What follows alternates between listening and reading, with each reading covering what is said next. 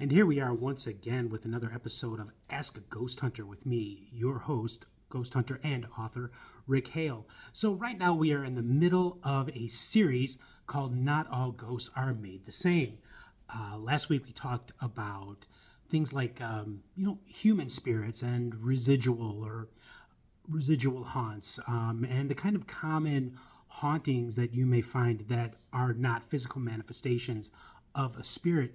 So this week I wanted to go over what is actually my favorite subject in parapsychology or paranormal or ghost hunting, whatever you choose to call it, and that of course would be the mysterious poltergeist.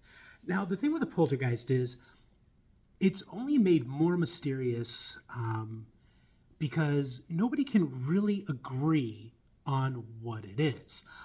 Some people believe that it is an angry spirit that is out to destroy your life, while others believe that it is a demonic entity that is, well, I guess, out to do the same thing, terrify you, and eventually get around to completely destroying your life. But I don't think so. Now, not long ago, actually many years ago, to be honest with you, I was watching one of those one-off television shows where, they kind of go through and they tell you some spooky ghost stories and, they interview so-called experts in the field. And one of those experts that they were speaking to was Ed Warren. Now, I'm not going to speak ill of the dead because I was raised better than that. But all I will say about Ed Warren is a brother's got to make a dollar somehow. Am I right? The thing with on this show with Ed Warren, he said something that really just bugged the living shit out of me, guys. And so they were interviewing him, and he was talking about poltergeists, and he said that a poltergeist was in fact a demonic spirit. That is absolutely not the case whatsoever. It has been well established over almost 150 years that a poltergeist is not a ghost, although ghosts can use psychokinetic energy to move things and make things happen. Demons just, they use their own, I don't know, like hellborn power, I guess you could say. But with a poltergeist is not either one of those things. A poltergeist is actually a person that has a great deal of pent-up psychic energy and anger and rage in them. And then they do have, some psychokinetic ability or some psychic ability. And it becomes so great that that energy just gets blown out of them into the environment. And it causes all kinds of chaos. It causes small fires. It can pick up furniture and toss plates and bowls and glasses and other things around. Been known to pull off bedclothes from people and even physically attack people, which was the case with me with my very first investigation, which I firmly do believe was a poltergeist. So those kind of things do happen. Now, the poltergeist is, like I said, it's a very mysterious force, and there have been a number of recorded historical facts concerning the poltergeist and events concerning what can only be surmised to be a poltergeist.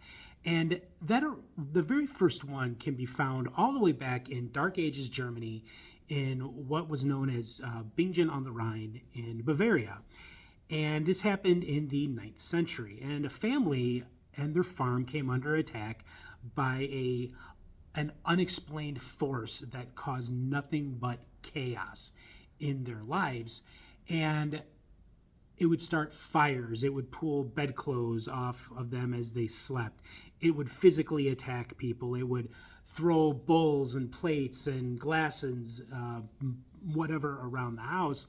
And it would also attack their animals because it was a farm, and it was known to spoil cow's milk as well as goat's milk. And all of these are very common in poltergeist events and episodes. And the people at that time believed that they were either under the curse of a witch or that they were being attacked by Satan or one of his demonic minions. So, in looking back and studying this bizarre event, we now know that it was neither one of these things, that was just fear based superstition back during a time when people were, by and large, very illiterate and didn't really understand the world around them. So they kind of gave in to this fear-based superstition. So we know now that this was actually somebody in the family. We don't know who, because we don't really know the name of this family, or or how many people were in the family. But we do know that there were children involved, and that is one of those things that has long been theorized whenever it comes to poltergeists, that people who are the focus or conduit for this energy are children who are undergoing the trials and travails of puberty. There's a lot going on with that kind of thing as people physically progress and grow and evolve. And it's always been considered that, children are the culprit, unwitting culprit, I should rather say, as they undergo puberty. But we kind of know that that's not really the case. And there's 3 cases in history which show that it's actually adults can give off this psychic energy as well. Alma Fielding, who was a British housewife in World War II.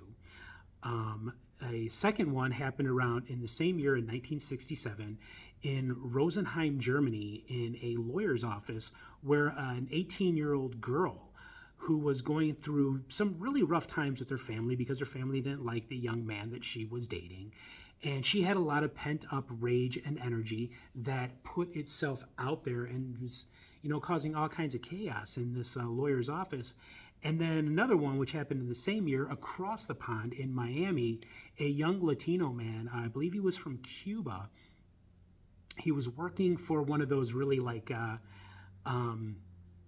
kitschy souvenir shops. And whenever he was present, things would fall off shelves. They would fly around the store. They would break. And then finally, the store owner was like, well, you're fired. And after firing this young man, the activity in the souvenir shop had completely come to an end. And a lot of these events through history have been documented as well as investigated by some of the most well-respected parapsychologists and paranormal researchers and investigators. With Alma Fielding, it was Nandor Fodor. He was one of the first responders to this case and really went hard at investigating this case and determined that Alma Fielding was, in fact, highly psychically gifted. And this energy that she was putting out was being put out into the environment and just causing chaos and destruction. Now, I myself have, investigated actual poltergeists in my time as being a paranormal researcher and investigator, ghost hunter.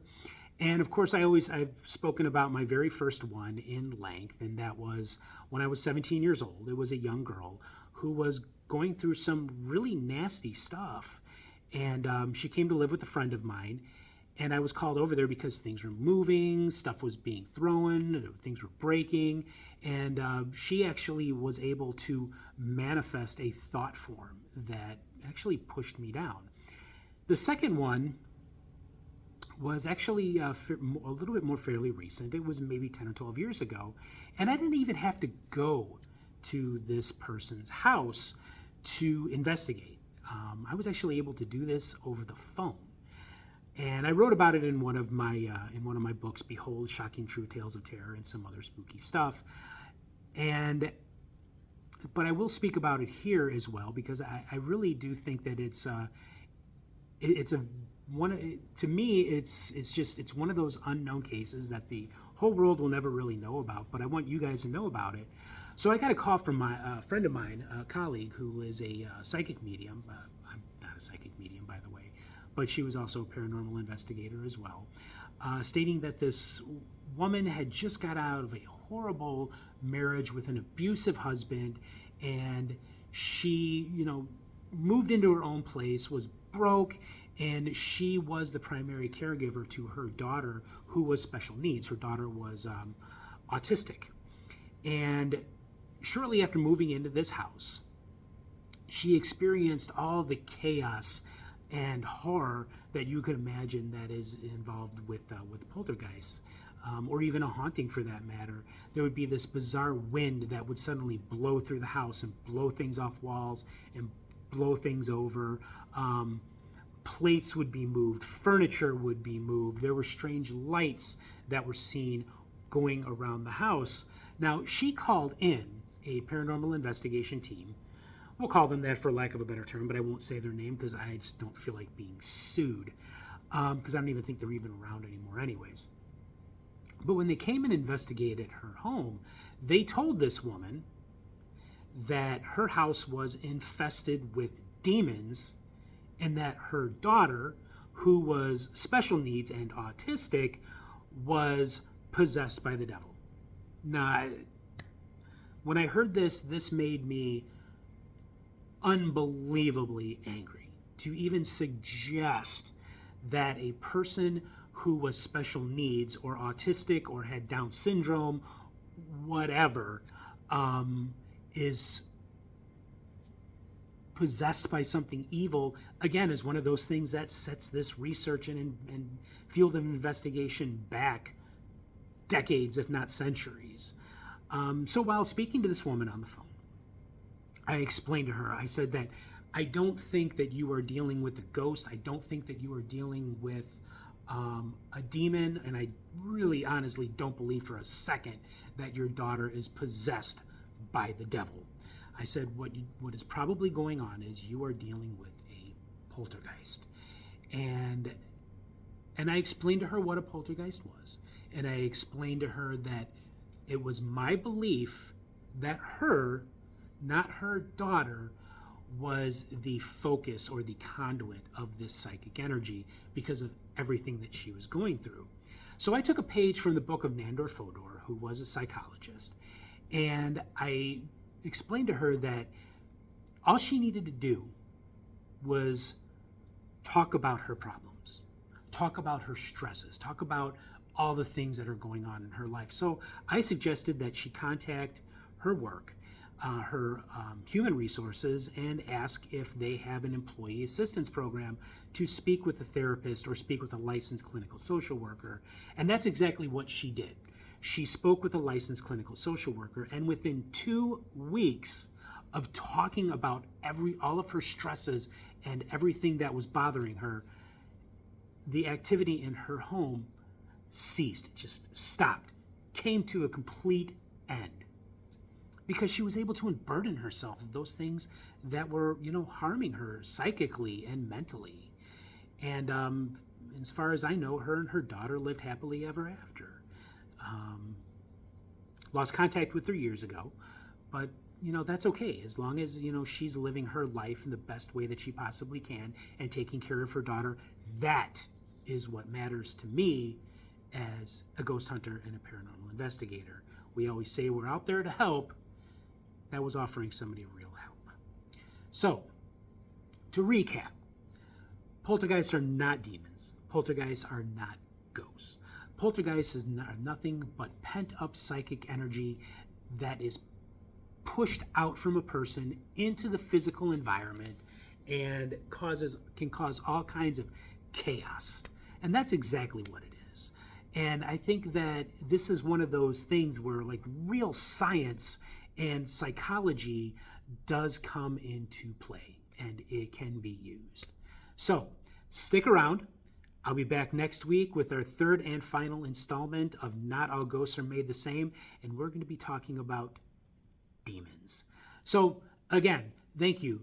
I want to say thank you to Tiffany, who sent me some really nice words earlier in the week, and really meant a lot to me, Tiffany, and I'm so glad that you are enjoying this show, and there's so much more that is going to be happening in the future.